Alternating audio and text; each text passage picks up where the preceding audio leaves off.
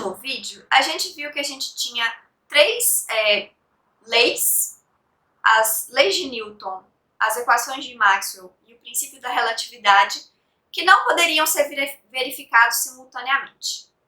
E a gente viu que a gente tinha três opções. Ou a gente abandonava o princípio da relatividade aplicado à eletrodinâmica, ou a gente abandonava as equações de Maxwell, ou a gente abandonava as leis de Newton. E o que a gente vai ver é que a única opção possível é abandonar as leis de Newton, e quais são as correções que a gente precisa fazer são o assunto dessa parte do nosso curso. Então, para começar, a gente vai falar do experimento de Michelson e Morley, que foi um experimento muito famoso, que é justamente o teste experimental da opção 1. Lembrando que a opção 1 dizia para a gente o seguinte: a mecânica newtoniana e as equações de Maxwell estão corretas, mas o princípio da relatividade não se aplica à eletrodinâmica. Então, se essa opção fosse válida, seria possível detectar um movimento retilíneo ou um movimento qualquer em relação ao éter, que seria um meio material que permearia todo o espaço, que permitiria a propagação das ondas eletromagnéticas, e que seria um referencial privilegiado, e a velocidade da luz é c, só se o referencial está em repouso em relação ao éter. E aí, usando as transformações de Galileu para velocidade, seria possível detectar, olhando para experimentos com ondas eletromagnéticas, um movimento em relação ao referencial inercial fixo em repouso em relação ao éter. Ok, então a velocidade da luz em um referencial em movimento em relação ao éter deveria ser diferente para diferentes direções, porque o movimento em relação ao éter se dá em uma direção específica, e se eu mudo de direção, ou se a propagação da luz se dá em diferentes direções, a transformação de Galileu para as velocidades implicaria diferenças nas velocidades da luz em relação a esse referencial em movimento em relação ao éter. E aí, se a gente está num experimento, num laboratório aqui na Terra, como a Terra gira ao redor do Sol, o Sol, um referencial que está em repouso em relação ao Sol, é uma boa aproximação de um referencial inercial. E durante metade do ano, como a Terra está se movendo ao redor do Sol, a Terra tem velocidade de pelo menos 30 km por hora em relação a qualquer referencial inercial, por causa da velocidade de translação em relação ao Sol, que pode ser considerado como uma boa aproximação referencial inercial. Então, se eu estou fazendo experimentos com ondas eletromagnéticas aqui em um laboratório na Terra, eu conseguiria, se eu fosse capaz de fazer medições muito precisas, detectar diferenças nas velocidades da luz, por causa do movimento do laboratório em relação ao éter. Bom, como a velocidade da luz é muito grande e essas alterações, elas dependem da velocidade do referencial em relação ao éter, essas discrepâncias, elas são muito, muito pequenas, e por isso a gente precisaria de experimentos muito, muito detalhistas para poder verificar esses desvios, que são da ordem de 10 a menos 4, na velocidade da luz. O primeiro experimento desse tipo foi feito por Michelson e Morley entre 1881 e 1887, então foi uma série de experimentos que durou vários e vários anos. E o que eles fizeram foi usar um interferômetro, que é um tipo de dispositivo capaz de verificar pequenas diferenças de fase entre luz que se propaga por dois caminhos diferentes. E o interferômetro de Michelson e Morley, ele contém os seguintes ingredientes. Aqui eu tenho um espelho, que eu vou chamar de E1, e aqui eu tenho um espelho, que eu vou chamar de E2. Então, a gente pode supor que o espelho E1 está fixo e o espelho E2 é móvel. Eu posso variar a posição e a inclinação desse espelho em relação ao eixo X. Tá? Aqui eu tenho um dispositivo que a gente chama de divisor de feixes. E ele é uma plaquinha de vidro com uma fina camada semi-refletora que deixa passar uma certa fração da luz incidente e reflete uma outra fração da luz incidente. Então aqui a gente pode supor que 50% da luz é transmitida através desse dispositivo e 50% da luz é refletida por esse dispositivo. Aqui a gente tem só uma placa de vidro que é para compensar o caminho óptico do feixe que é refletido aqui, que vai passar por essa camada de vidro aqui do divisor de feixe. Então, os dois feixes, tanto transmitido quanto refletido, vão passar exatamente pela mesma camada de vidro. E por isso, se as distâncias nos dois braços do interferômetro, que é o que a gente chama, que são os dois caminhos possíveis para a luz, o caminho óptico, se a distância é a mesma, o caminho óptico é a mesma e os feixes vão voltar aqui para o divisor de feixes em fase. A menos das reflexões aqui que a gente tem que tomar cuidado, tá? Bom, então a luz incide no divisor de feixes, uma parte vai ser transmitida, a outra vai ser refletida e eles vão seguir esse caminho até os espelhos. Que eu vou supor que os espelhos são perfeitos, então a luz vai ser refletida totalmente nesses espelhos, vai voltar para o divisor de feixe e aí, de novo, uma porcentagem vai passar pelo divisor de feixes e a outra vai ser refletida. E eu vou olhar para a porcentagem que passa nesse caminho aqui e a porcentagem que é refletida nesse caminho aqui e verificar se eu vou ver aqui interferência construtiva ou interferência destrutiva, tá? Então, no final das contas, eu vou ter um arranjo desse tipo aqui, depois eu posso usar uma lente, se for necessário, para juntar esses feixes novamente. E aqui eu quero ver se temos interferência construtiva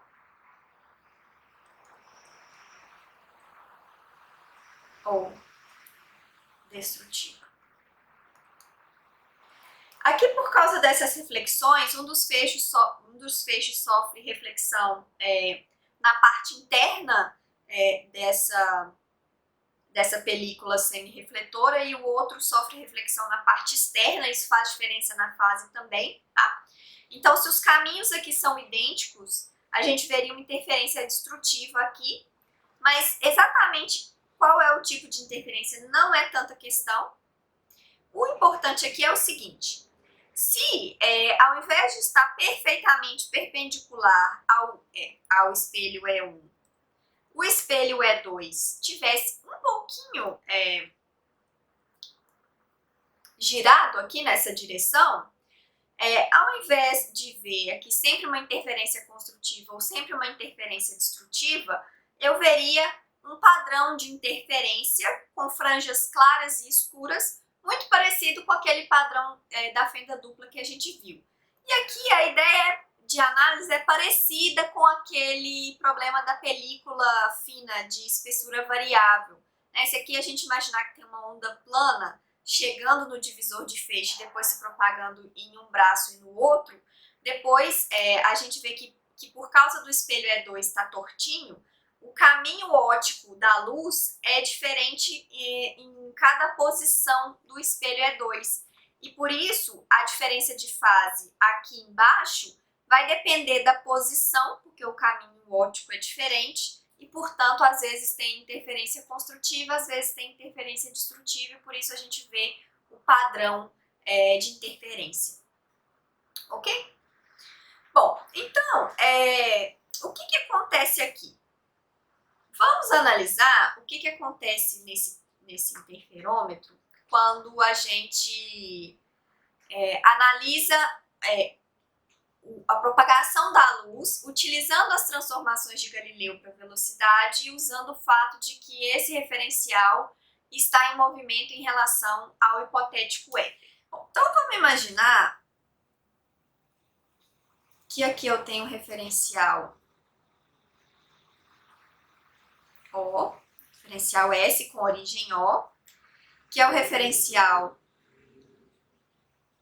em repouso em relação ao éter. E aqui a gente tem o referencial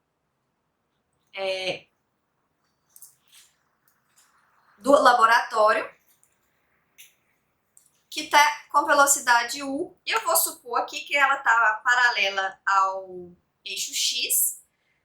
Não tem como a gente saber, porque a gente nem sabe se o éter existe nesse estágio, mas o que Maxwell e Morley fizeram foi variar exaustivamente a direção do interferômetro.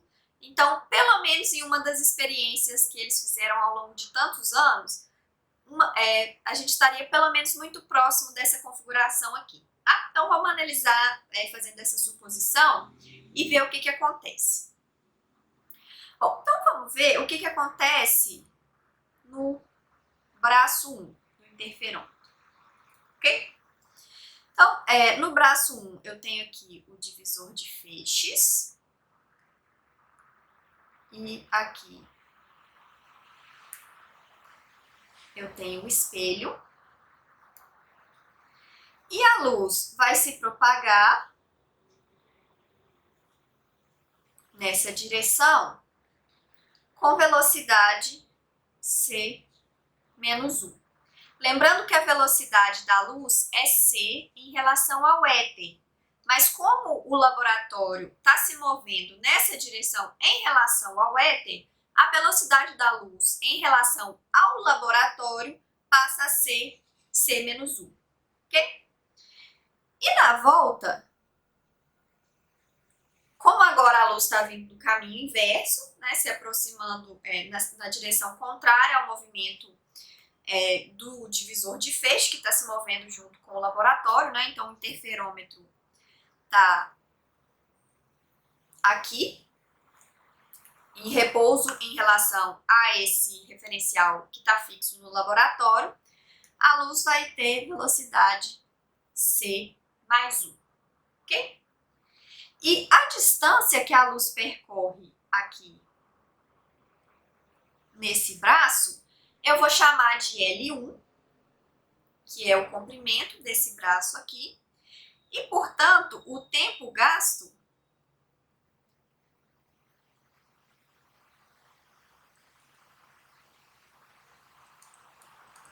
por ela nesse trajeto é T igual a L1 sobre C mais U, mais L1 sobre C menos U.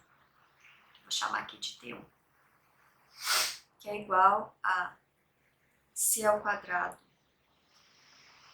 mais menos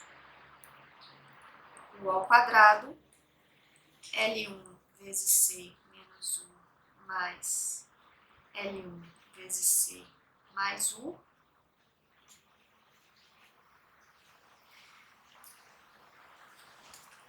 que é igual a 2L1C sobre C ao quadrado menos U ao quadrado. Então, esse é o tempo gasto pela luz para percorrer o trajeto de ida e volta no braço 1. Ok, vamos ver agora o que acontece no braço 2. Bom, no braço 2, em relação ao éter, a luz está fazendo um caminho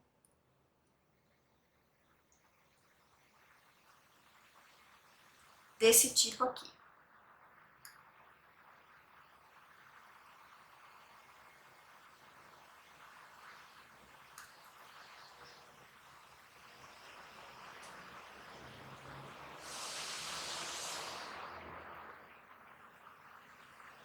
Então, a velocidade da luz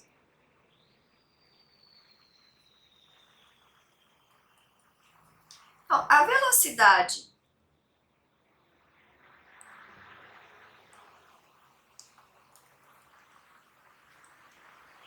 da luz em relação a S', que é o referencial do laboratório, é dada por. Então, a gente vai ter uma soma vetorial agora, né? Um pouco mais complicadinho, mas nada demais. Então, essa aqui é a velocidade da luz em relação ao éter, que é c. E aqui está a velocidade da luz em relação, ó, velocidade do referencial S' em relação ao éter, que é U. E aqui é a velocidade C' da luz em relação ao referencial S', né? A velocidade da luz em relação ao éter é a soma dessas duas, mas a gente sabe que a velocidade da luz em relação ao éter é c, tá? Então, a gente tem essa soma vetorial aqui, que mostra pra gente que C' ao quadrado mais U ao quadrado é igual a C ao quadrado, e, portanto, C' é igual a raiz de C ao quadrado menos U ao quadrado. Ok, então, o tempo T2 que a luz gasta para percorrer esse trajeto é L2 sobre raiz de C ao quadrado menos U ao quadrado, em que L2 é o comprimento do braço 2, ok? Então, se a gente olhar para a diferença de caminho óptico entre que a luz percorre em cada um dos braços, a gente vai ter o seguinte. O caminho que ela percorre no primeiro braço é igual a T1 vezes C, agora analisando tudo em relação ao referencial que está no éter, né? A velocidade é C e o tempo que ela gasta para ir e voltar é T1. E o caminho óptico que ela percorre no braço 2 é T2 vezes C, portanto é C T1 menos T2, em que agora basta a gente substituir aqui a expressão para T2 e T1. Então, T1, isso aqui é igual a C, 2C, 2L1C sobre C ao quadrado menos U ao quadrado, menos L2 sobre raiz de C ao quadrado menos U ao quadrado. Ok, então agora se a gente trocar o interferômetro, se a gente girar o interferômetro 90 graus, o mesmo interferômetro sem alterar nada, o que acontece é que a gente vai trocar os papéis dos braços 1 e 2, os papéis de L1 e L2. Então, a gente vai ter um outro delta, que eu vou chamar delta assim, que é o caminho com a velocidade na horizontal, com o interferômetro na horizontal, e delta assim, com o interferômetro girado 90 graus, é igual a C 2L2C sobre C ao quadrado menos U ao quadrado, menos L1 sobre raiz de C ao quadrado menos U ao quadrado. Então, o que acontece aqui? Por causa das variações da velocidade da luz, dependendo do movimento do referencial em relação ao éter, a gente vê uma discrepância, uma diferença entre os caminhos ópticos numa configuração do interferômetro e em outra configuração do interferômetro. Então, se a gente fizer essa subtração aqui, a gente vai obter uma expressão que é exatamente essa expressão aqui, em que beta é igual a C 1 sobre C. Ok?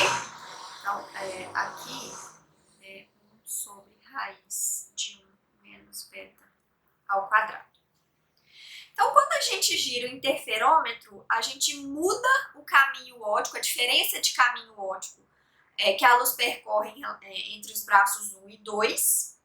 E, portanto, a gente vai ver, por causa dessa mudança na diferença do caminho óptico, uma mudança nas franjas de interferência que a gente vê aqui embaixo quando o o espelho E2 está tortinho. Então, se o experimento foi feito de maneira cuidadosa e se L1 e L2 são grandes o suficiente, a gente é capaz de ver um deslocamento perceptível no padrão de interferência. Porque a gente sabe que o caminho óptico a diferença de caminho óptico entre o braço 1 e o braço 2 é o responsável pelas franjas de interferência. Então, é responsável pela diferença de fase da luz que vai para o braço 1 e da luz que vai para o braço 2 e, portanto, é responsável pelo padrão de interferência que a gente vê. Então, se a gente troca o caminho óptico, a gente troca as diferenças de fase, portanto, a gente vai ver um outro padrão de interferência e esse deslocamento ele pode ser perceptível se o experimento foi feito de maneira cuidadosa, que foi o que aconteceu com o experimento, os vários experimentos de Michelson e Morley. A gente vê aqui dessa equação que a diferença entre os deltas, que dá a diferença de caminho óptico entre os dois braços do interferômetro e, portanto, os padrões de interferência, depende de L1 mais L2, que são o tamanho dos braços. E, portanto, se eu fizer o mesmo experimento com um interferômetro maior, eu vou observar uma diferença nos padrões de interferência ainda mais perceptível. Então, esses experimentos foram repetidos com diferentes interferômetros e, mesmo assim, a única conclusão possível é que nenhum deslocamento nas franjas de interferência é observado. Isso implica que a hipótese de um éter estacionário é incorreta e, portanto, a opção 1 não pode ser verdadeira. Vamos relembrar o que a opção 2 falava. Na opção 2, o princípio da relatividade se aplica, inclusive às leis da eletrodinâmica. A mecânica newtoniana está correta e aí, por consequência, a gente precisa necessariamente alterar as leis de Maxwell. Foram feitas algumas tentativas nesse sentido, e a mais famosa delas é a teoria de emissão de Hertz, e a previsão dessa teoria é que C é a velocidade da luz em relação à fonte, aí não em relação a qualquer referencial inercial. O referencial deveria estar em repouso em relação à fonte que emite a luz. Essas tentativas também não se sustentam diante dos dados experimentais e as equações de Maxwell são confirmadas como leis físicas válidas em todos os referenciais. Então, a velocidade da luz é C em relação a qualquer referencial. Então, se a opção 1 não é válida e a opção 2 não é válida porque os experimentos mostram pra gente que isso não é possível, só nos resta a opção número 3, que diz que o princípio da relatividade se aplica a todas as leis físicas e as equações de Maxwell estão corretas, mas que a mecânica newtoniana, e por isso as transformações de Galileu para as coordenadas e para a velocidade, que são tão familiares e tão intuitivas, precisam ser modificadas. E aí, a gente tem dois princípios, ou dois pontos de partida aqui. Primeiro é o princípio da relatividade restrita, que as leis físicas são as mesmas em todos os referenciais inerciais, incluindo as leis da eletrodinâmica. E o princípio da constância da velocidade da luz, e a velocidade da luz no vácuo é c em relação a todos os referenciais inerciais. E o que a gente vai ver nas próximas aulas são as consequências desses dois princípios, desses dois postulados, que indicam para a gente que a gente precisa mudar as leis da mecânica newtoniana, as transformações de Galileu, e desses dois postulados decorre diretamente como essas modificações precisam ser feitas, e é isso que a gente vai fazer nas próximas aulas.